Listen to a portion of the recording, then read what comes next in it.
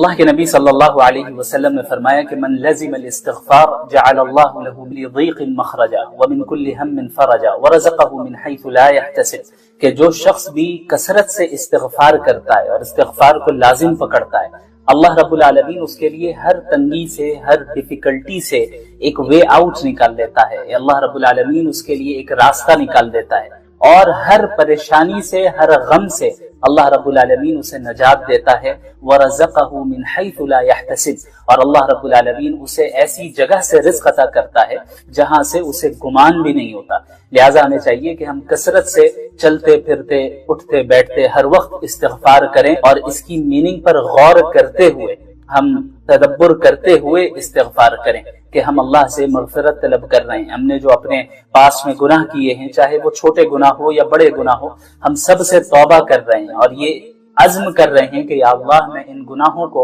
کبھی نہیں دہراؤں گا۔ اللہ رب العالمین پر توکل کرنے کا ہرگز یہ مطلب نہیں ہے کہ ہم اسباب کو اختیار کیے بغیر اور اپنی طرف سے محنت کیے بغیر اللہ پر بھروسہ کرتے رہیں اور مصیبت کے ٹل جانے اور کام کے پورا ہو جانے کا انتظار کرتے رہیں، بلکہ حقیقی توکل یہ ہے کہ ہم اپنی استطاعت کے بقدر مکمل کوشش کریں، محنت کریں، اسباب کو بھی اختیار کریں، اور پھر اس کے بعد مکمل طور پر اللہ رب العالمین پر اطمینان کے ساتھ بھروسہ رکھیں۔ اللہ رب العالمین نے قرآن کریم میں فرمایا وَمَن يَتَوَكَّلْ عَلَى اللَّهِ فَهُوَ حَسْبُهُ، کہ جو شخص بھی اللہ پر توکل رکھے گا اللہ اس کے لیے کافی ہے، یعنی اللہ اس کے لیے ہر چیز سے کافی ہے، اللہ اس کا حامی و ناصر ہے۔ آپ اندازہ کریں کہ اللہ رب العالمین آپ سے براہ راست کہہ رہا ہے کہ میں تمہارے لیے کافی ہوں۔ یہ کیا ہی بہترین راحت کا ذریعہ ہے اور اطمینان کا ذریعہ ہے۔ توکل کا یہ مطلب نہیں ہے کہ آپ کو کوئی تکلیف نہیں آئے گی، بلکہ توکل کا مطلب یہ ہے کہ جب آپ کو کوئی تکلیف پہنچے تو آپ یہ جانیں کہ اللہ آپ کے ساتھ ہے، اور آپ کے ساتھ ہر حال میں خیر کا معاملہ ہی ہوگا، چاہے راستہ کتنا ہی طویل کیوں نہ ہو جائے۔ لہذا افسوس نہ کریں، مایوس نہ ہوں، غم نہ کریں، بلکہ کام کریں، محنت کریں، اپنی استطاعت کے بقدر کوشش کریں اور دعا کریں، اور پھر کہیں حسبی اللہ، اللہ میرے لیے کافی۔ شاید اللہ تعالیٰ اس کے بعد کوئی نیا معاملہ پیدا فرما دے۔ کیا آپ کو لگتا ہے کہ سارے دروازے بند ہو چکے ہیں اور حل بہت دور ہے اور آپ کنارے تک پہنچ گئے ہیں؟ تو اس آیت کو سنیں، لعل اللہ یحدث بعد ذلك امرا، شاید اللہ رب العالمین اس کے بعد کوئی نیا معاملہ پیدا فرما دے۔ اللہ رب العالمین شاید آپ کے حال کو اچانک بدل دے۔ جی ہاں، اللہ رب العالمین اس بات پر قادر ہے کہ وہ آپ کی تنگی کو کشادگی سے تبدیل کر دے، آپ کے درد کو رحمت سے تبدیل کر دے، اور آپ کی مایوسی کو کامیابی سے تبدیل کر دے۔ کتنی بار ایسا ہوا کہ آپ نے کسی لمحے کو آخری سمجھا اور وہی لمحہ آپ کے گمان سے زیادہ خوبصورت آغاز بن گیا۔ لہٰذا اپنے رب پر بھروسہ رکھیں، جلدی نہ کریں، مایوس نہ ہوں، اور یہ نہ سمجھیں کہ دیر ہونے کا مطلب بھول جانا ہے۔ تقدیر اللہ کے منصوبے سے چلتی ہے اور وہ آپ پر آپ سے زیادہ مہربان ہے۔ لہٰذا جب کبھی بھی دنیا تنگ ہو جائے، اپنے دل سے کہے لعل اللہ یحدث بعد ذلك امرا، وَإِذَا سَأَلَكَ عِبَادِي عَنِّي فَإِنِّي قَرِيبٌ، کہ اگر میرے بندے آپ سے میرے بارے میں پوچھیں تو آپ کہہ دیں کہ میں اپنے بندوں سے قریب ہوں، وہ جب بھی مجھے پکارتا ہے، کوئی بھی بندہ مجھے پکارتا ہے، میں فوراً اس سے جواب دیتا ہوں، لہٰذا وہ مجھے پکارتا رہے تاکہ وہ اور مجھ پر ایمان رکھتا رہے تاکہ وہ ہدایت پا سکے۔ یہ ایک دعا کی آیت آ گئی، پکارنے کی آیت آ گئی، پھر رمضان کی آیتیں شروع ہو گئی، پھر رمضان کے احکامات شروع ہو گئے۔ تو اس جگہ پہ مفسرین نے، جو کلاسیکل تفسیر کے اسکالرز ہیں، کلاسیکل اسکالرز ہیں، انہوں نے بیان کیا ہے کہ بھئی ایسی کیا وجہ ہے کہ ابھی تو رمضان کی بات چل رہی تھی، بیچ میں اچانک دعا کی بات آ گئی، اللہ کو پکارنے کی بات آ گئی، پھر رمضان کے احکامات شروع ہو گئے، مکمل رمضان کے احکامات ہی ہوتے، بیچ میں یہ آیت کیوں آئی؟ تو مفسرین نے یہاں نکتہ بیان کیا ہے کہ اللہ رب العالمین نے رمضان کے احکامات کے بیچ میں دعا کا ذکر کر کے یہ بتایا کہ رمضان میں دعاؤں کا اہتمام ہونا چاہیے، اور عام دنوں کے مقابلے میں اللہ رب العالمین رمضان کی دعاؤں کو زیادہ قبول کرتا ہے، اور قبولیت کی، ایکسپٹنس کی پاسبلٹی میں رمضان میں زیادہ سے زیادہ اضافہ ہو جاتا ہے۔ اور اللہ نے فرمایا اجیب دعوت الداع، کوئی بھی بندہ مجھے پکارتا ہے میں جواب دیتا ہوں۔ یا یہ نہیں کہا کہ کوئی عالم پکارے، کوئی بزرگ پکارے، کوئی ولی پکارے تبھی میں جواب دوں گا، نہیں، پکارنے والا مجھے پکارتا ہے۔ اب پکارنے والا جتنا بڑا گناہگار ہو وہ بھی ایک مرتبہ اللہ کو دل سے پکارے گا، اسی وقت اللہ رب العالمین جواب دیتے ہیں۔ تو یاد رکھیے رمضان کا مہینہ ایسا ہے جہاں اللہ نے رحمت کے دروازوں کو کھولا ہے اور آپ کو بلا رہا ہے۔ اللہ تیار ہے آپ کی مغفرت کرنے کے لیے اور آپ کو معاف کرنے کے لیے، بس انتظار ہمارے اور آپ کی توبہ کا ہے۔ ہم بس توبہ کر کے رجوع کر لیں، اللہ تو منتظر ہے، اللہ انتظار کر رہا ہے کہ یہ میرا بندہ اور میری بندی میرے پاس کب لوٹ کر آئیں، یہ واپس لوٹ کر آئیں۔ اور اتنی اپارچونٹیز ہماری دنیا میں، اس دنیا میں اللہ نے ہمیں دے رکھی ہیں، اگر ہم ان تمام اپارچونٹیز کو ضائع کر رہے ہیں تو پھر کیا حاصل ہے؟ کچھ حاصل نہیں ہے۔ پھر رمضان میں اتنی اپارچونٹیز ہے۔ عام دنوں میں اللہ کے نبی نے کیا فرمایا صلی اللہ علیہ وسلم، وقت تھوڑا سا زیادہ ہو رہا ہے بس میں مکمل کروں گا، کہ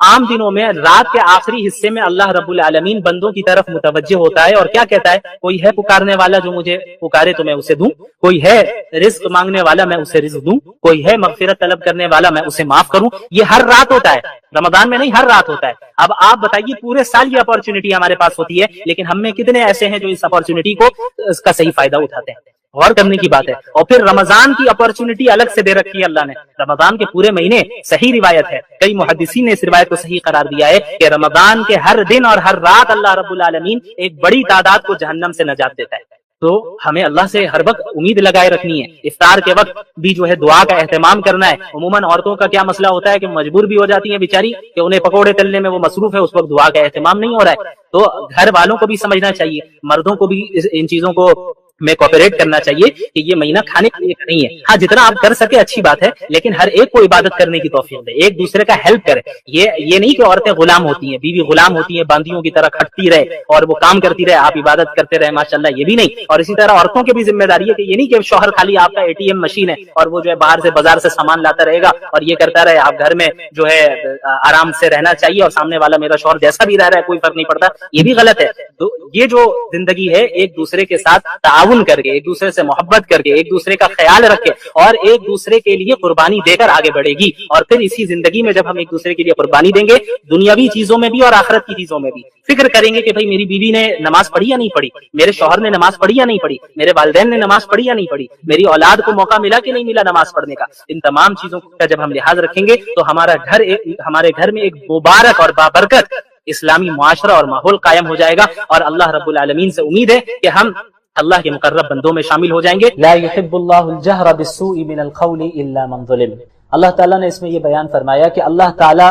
کسی کی برائی کرنے کو پسند نہیں کرتا، یعنی اللہ تعالیٰ غیبت کو پسند نہیں کرتا، اور کوئی کسی کی برائی بیان کرے اللہ تعالیٰ اس کو پسند نہیں کرتا، الا من ظلم، سوائے اس شخص کے جو مظلوم ہو۔ یعنی ایک مظلوم اگر اپنے ظلم کی داستان کسی کو سنا رہا ہے، یا مثلا جو ظالم اس پر ظلم کر رہا ہے اس ظالم کی شکایت وہ مظلوم کسی سے کر رہا ہے، تو یہ غیبت میں داخل نہیں ہے، بلکہ یہ مظلوم کا حق ہے کہ وہ حق کے لیے آواز اٹھائے، کہ اس پر جو ظلم ہو رہا ہے اور جو زیادتی ہو رہی ہے اس کے خلاف وہ آواز اٹھائے، اور اس آواز اٹھانے میں وہ اگر ظالم کی برائی بیان کر رہا ہے اور اس نے جو ظلم و زیادتی اس پر ڈھائی ہے اس کو بیان کر رہا ہے، تو یہ چیز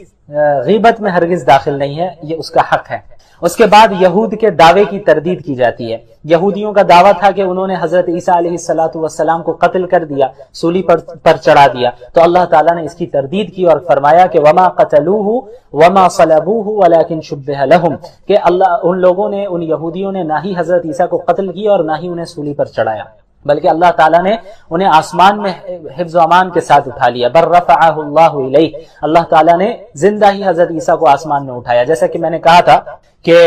اہل السنت والجماعت کا یہ عقیدہ ہے کہ حضرت عیسیٰ علیہ السلام اس وقت بھی آسمان پر موجود ہے، یعنی زندہ موجود ہے، جس طرح ہم اور آپ زندہ ہے، اور قیامت کے قریب زمانے میں ان کا نزول ہوگا اور وہ دجال کا مقابلہ کریں گے۔ لیکن یہودیوں کو یہ شبہ ہو گیا کہ بھئی انہوں نے انہیں قتل کر دیا، قتل سولی پر چڑھایا انہوں نے کسی اور کو، وہ حضرت عیسیٰ نہیں تھے، لیکن وہ سمجھ بیٹھے کہ یہی حضرت عیسیٰ ہے۔ بہرحال اس کے بعد پھر کرسچنز کے عقیدہ تثلیث کی بھی تردید اللہ تعالیٰ نے کی، یعنی جو ٹرینٹی کا عقیدہ ہے، ٹرینٹی کا نظریہ ہے، کہ ان میں سے بعض فرقوں کا یہ کہنا ہے کہ العیاذ باللہ اللہ تعالیٰ کے 3 اجزاء ہیں، ایک جز فادر کا ہے، ایک جز ہولی اسپرٹ کا ہے، اور دوسرا جز حضرت عیسیٰ کا ہے، اور ان تینوں کے مجموعے کا نام گاڈ ہے، خدا ہے، الیاذ باللہ۔ تو اللہ تعالیٰ نے منع کیا اور اس کی تردید کی، ولا تقولوا ثلاثہ، ٹرینٹی کے عقیدے کے قائل نہ ہو، عقیدہ تثلیث کے قائل نہ ہو، اللہ صرف ایک ہے، اور اللہ کی ذات اس چیز سے پاک ہے کہ وہ کسی کو بیٹا بنائے یا اپنا شریک بنائے۔ بہرحال اس میں حضرت عیسیٰ علیہ السلام کے متعلق ہی پھر اس صورت میں ذکر ہوتا ہے۔ پھر اس کے بعد کلالہ کی میراث کا حکم ہے۔ کلالہ ایسے شخص کو کہتے ہیں جس کی کوئی نہ اولاد بھی نہ ہو اور والدین بھی نہ ہو، تو اب اس کی وراثت کا کیا کیا جائے گا، اس کی تفصیلات بتائی جا رہی ہے کہ ایک بہن ہو تو اسے نصف دیا جائے گا، یعنی جو کچھ بھی وہ چھوڑ کر گیا ہے، اور اس کے علاوہ دو یا دو سے زیادہ بہنیں ہو تو پھر 2/3 حصہ ملے گا، 2/3 ملے گا، اور بھائی ہو تو پھر بھائی کو وراثت مل جائے گی، بھائی بہن دونوں ہو تو مذکر مؤنث کا جو یہ قاعدہ ہے کہ بھائی کو، بیٹے کو یعنی لڑکے کو دگنا ملے گا لڑکی کے مقابلے میں، کیونکہ فائنینشیل جو ذمہ داری ہے وہ اللہ تعالیٰ نے لڑکوں پر دی ہے، عورتوں پر نہیں دی ہے، تو اس لیے مردوں کو دگنا دیا جاتا ہے، لڑکے کو دگنا دیا جاتا ہے، اور اس کے مقابلے میں آدھا اس کو عورت کو دیا جاتا ہے، کیونکہ مرد کو اپنے اوپر بھی خرچ کرنا ہے، اور ماں باپ ہے تو ان پر بھی خرچ کرنا ہے، اولاد ہے تو ان پر بھی خرچ کرنا ہے، بیوی ہے تو اس پر بھی خرچ کرنا ہے، تو کیا ہے کہ اب اس کے اوپر بوجھ ہے فائنینشیل، تو اس لیے اس کو ہلکا کرنے کے لیے اللہ تعالیٰ نے مردوں کو زیادہ وراثت دی، اور چونکہ عورتوں کے ساتھ ایسا کوئی مسئلہ نہیں ہے، اس کو کسی اور پر خرچ کرنے کی ضرورت نہیں ہے، یعنی ذمہ داری اس پر نہیں ہے، وہ اپنے اوپر ہی صرف خرچ کرنا چاہے کر سکتی ہے، رکھنا چاہے رکھ سکتی ہے، کسی کو دینا چاہے دے سکتی ہے، اس کے اوپر ذمہ داری نہیں ہے کہ وہ دوسروں کی مالی ضروریات کو پورا کرے اپنے رشتہ داروں میں سے، یعنی شوہر کا مسئلہ ہو، اولاد کا مسئلہ ہو، یہ ساری چیزیں مردوں پر ہے، اس لیے جو ہے مرد کو زیادہ دیا جاتا ہے، یہ بات ذہن میں رہے۔ تو اب سورۃ المائدہ کی ابتدا ہوتی ہے۔ سورۃ المائدہ، مائدہ کہتے ہیں عربی زبان میں دسترخوان کو، کیونکہ اس سورت میں اس بات کا ذکر ہے کہ حضرت عیسیٰ علیہ السلام نے اللہ تعالیٰ سے دعا کی تھی کہ یا اللہ آسمان سے آپ دسترخوان کا نزول فرمائیے، تو اللہ تعالیٰ نے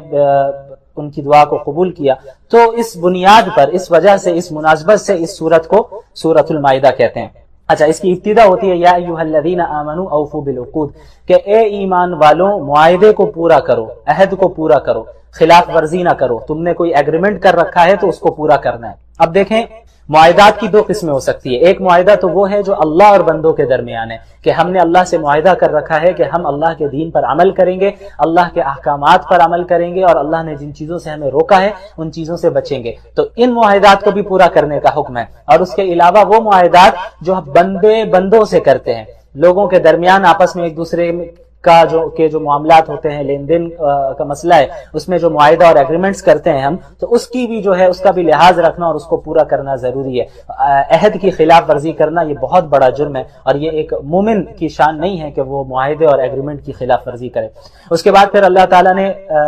بعض ایسی چیزوں کا ذکر کیا جو کہ اللہ تعالیٰ نے حرام قرار دیا ہے، جیسے حرمت علیکم المیتہ والدم ولحم الخنزیر وما اہل لغیر اللہ بہ، اللہ نے فرمایا کہ مردار، ایسا جانور جو مر گیا ہو بغیر ذبح کیے، جو مردار ہو، اس کو کھانا جائز نہیں ہے، وہ حرام ہے۔ اس کے علاوہ جو بہتا ہوا خون ہو، بہنے والا خون ہو، وہ بھی حرام ہے، اس کو آپ نہیں استعمال کر سکتے۔ اسی طرح خنزیر کا گوشت بھی حرام ہے۔ اسی طرح وہ جانور جس پر اللہ کے سوا کسی کا نام لیا گیا ہو، غیر اللہ کے نام سے ذبح کیا گیا ہو، تو اس جانور کو بھی کھانا جائز نہیں ہے۔ اس کے علاوہ وہ جانور جس کو گلا گھونٹ کر مار دیا گیا ہو، ہلاک کر دیا گیا ہو، اس کو بھی کھانا جائز نہیں ہے، وہ بھی حرام ہے۔ اس کے علاوہ ایسا جانور جو سخت ضرب کے ذریعے مرا ہو، یعنی چوٹ لگی ہو بہت تیز اس کو، اس وجہ سے وہ ہلاک ہو گیا، مر گیا، تو پھر ایسا جانور بھی کیا ہے، حرام ہے، کھانے کی اجازت نہیں ہے۔ پھر وہ جانور جو اوپر سے گر کر، لڑک کر گرا ہو اور لڑکتا ہوا گر کر مر گیا ہے، تو ایسا جانور بھی وہ ہے جس کو کھانا جائز نہیں ہے، حرام ہے۔ اس کے علاوہ وہ جانور جس کو کسی درندے نے کھایا ہو، زخمی کر کے پھاڑ دیا ہو اور پھر وہ مر گیا ہو، تو پھر ایسے جانور کو بھی کیا ہے کہ کھانا جائز نہیں ہے۔ ہاں، حالت اضطرار میں، یعنی ایسی صورت آپ کے سامنے آ گئی کہ اب یہی مردار ہیں یا یہی ایسی قسم کے جانور ہے اور آپ کے علاوہ کھانے کو آپ کے پاس کچھ نہیں ہے اور آپ بالکل مرنے کے قریب ہیں، تو جان بچانے کے لیے بقدر ضرورت حرام چیز سے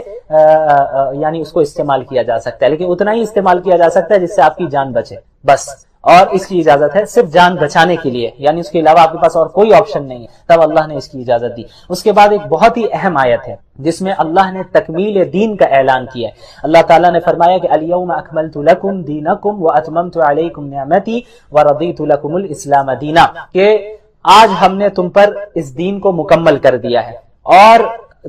اپنی نعمت کو تم پر مکمل کر دیا ہے، اور تمہارے لیے اسلام کو ایز اے ریلیجن میں نے پسند کر لیا ہے، ایز اے دین ہم نے سلیکٹ کر لیا ہے۔ یعنی اس آیت کا جو نزول ہوا آپ کو معلوم ہونا چاہیے، یہ عرفات، میدان عرفات میں اس آیت کا نزول ہوا، اور احکام کے اعتبار سے سمجھیں کہ آپ یہ آخری آیت ہے، اس کے بعد کوئی نیا حکم نازل نہیں ہوا اور کوئی چیز منسوخ نہیں ہوئی۔ اس میں یہ اللہ تعالیٰ نے بتایا کہ آج کے دین آپ پر مکمل ہو گیا ہے، مسلمانوں آپ سب پر مکمل ہو گیا۔ تو اس کا مطلب یہ ہوا کہ اب اس دین میں حذف و اضافے کی گنجائش نہیں ہے، اس دین سے کسی چیز کو اب نکالا نہیں جا سکتا اور کسی باہر کی چیز کو اس دین میں ایڈ نہیں کیا جا سکتا۔ یعنی جس طرح رسول اللہ صلی اللہ علیہ وسلم پر یہ دین مکمل ہو گیا، صحابہ کے زمانے میں یہ دین مکمل ہو گیا، اسی کو فالو کرنا ہوگا۔ اس میں کسی حکم کو ہم ایڈ بھی نہیں کر سکتے اور کسی حکم کو ہم ختم بھی نہیں کر سکتے۔ ختم کرنا تو دور کی بات ہے، وہ تو کوئی سوال ہی نہیں ہے۔ اس کے علاوہ بدعات سے بھی بچنے کی جو ہے ہمیں اس سے ہمیں پتہ چل جاتا ہے کہ جب اللہ نے دین کو مکمل کر لیا تو بعد میں الگ سے ہم کوئی چیز بنا کر اسے دین کا حصہ بتائے، یہ بات غلط ہے، کیونکہ جب اللہ نے دین کو مکمل کر دیا تو اب کسی چیز کو ایڈ کرنے کی اس میں ضرورت نہیں ہے۔ اس کے بعد اللہ تعالیٰ نے مسلمانوں کو حکم دیا کہ ہمیشہ عدل و انصاف سے کام لینا،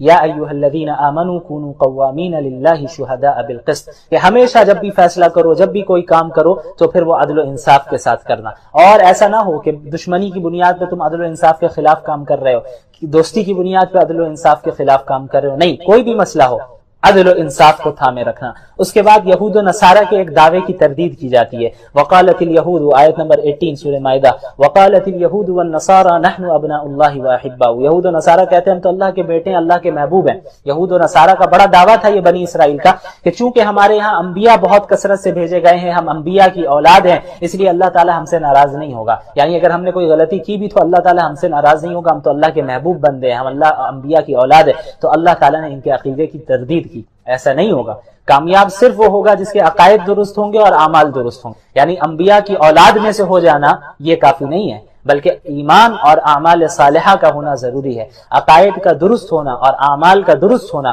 یہ بہت ضروری ہے، اس کے علاوہ نجات ممکن نہیں ہے۔ اس کے بعد آیت نمبر 27 میں آئیے، وَاتْلُ عَلَيْهِمْ نَبَأَ ابْنَيْ آدَمَ بِالْحَقِّ، اس میں حضرت آدم علیہ السلام کے دو بیٹوں کا ذکر ہے، حابیل اور قابیل کا۔ حضرت آدم علیہ السلام کی جب اولاد پیدا ہوتی حضرت حوا سے تو وہ جڑواں اولاد پیدا ہوا کرتی تھی، یعنی ایک بیٹا اور ایک بیٹی ایک ساتھ پیدا ہوتے، تو یہ جو ایک ساتھ پیدا ہو رہے ہیں ان کا آپس میں نکاح کرنا جائز نہیں تھا، یہ حقیقی بھائی بہن سمجھے جاتے تھے حضرت آدم کی شریعت کے اعتبار سے۔ اور پھر اگلی بار جب حمل سے دوسری اولاد پیدا ہوتی اور ایک بیٹا اور ایک اور بیٹی ساتھ میں ایک ساتھ پیدا ہوتی تو پہلی اولاد کا اس اولاد کے ساتھ نکاح کرنا جائز تھا، یعنی جو دو ایک ساتھ پیدا ہو رہے ہیں لڑکا اور لڑکی وہ ان آپس میں نکاح نہیں کر سکتے تھے، اب جو بعد میں پیدا ہو رہے ہیں ان کے ساتھ ان کا نکاح ہوتا تھا حضرت آدم کی شریعت میں۔ تو جو یہ قابیل تھا، قابیل کے ساتھ جو لڑکی پیدا ہوئی تھی وہ زیادہ خوبصورت تھی، قابیل کے ساتھ جو لڑکی پیدا ہوئی تھی وہ زیادہ خوبصورت تھی، لیکن اصول کے اعتبار سے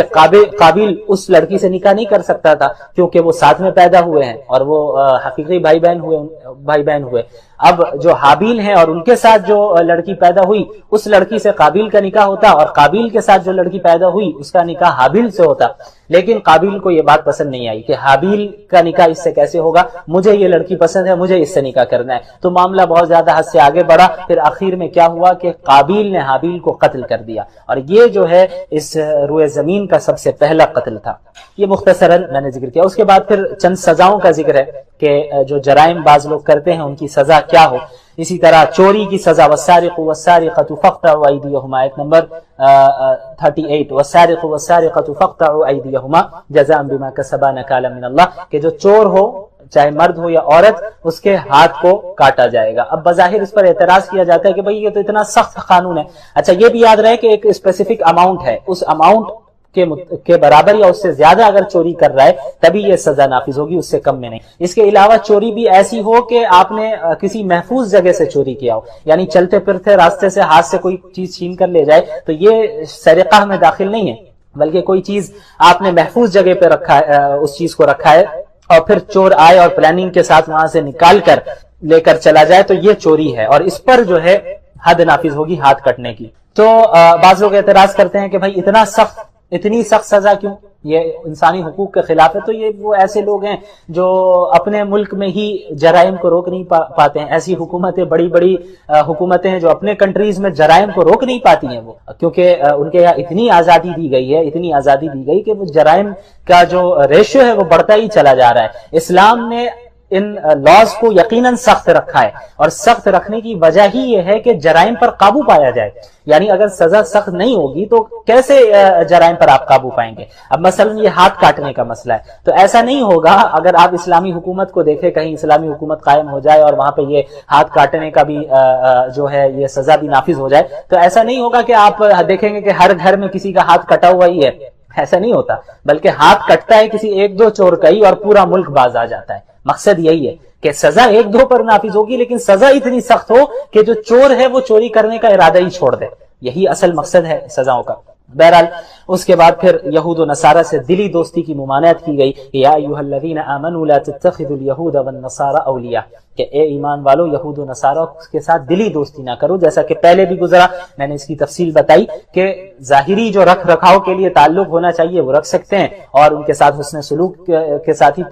پیش آنا ہے، اگر وہ ایسے ہیں جو اسلام کے خلاف سازش نہیں کر رہے ہیں۔ عام جو نان مسلمز ہیں ان کے ساتھ اچھی طرح پیش آنا ہے، ان کی مدد بھی کرنی ہے، انہیں دین کی دعوت بھی دینی ہے، سب اپنی جگہ پر۔ لیکن غیر مسلموں کے ساتھ جو دلی تعلق ہوتا ہے، جو دلی دوستی ہوتی ہے، یہ رکھنا جائز نہیں ہے۔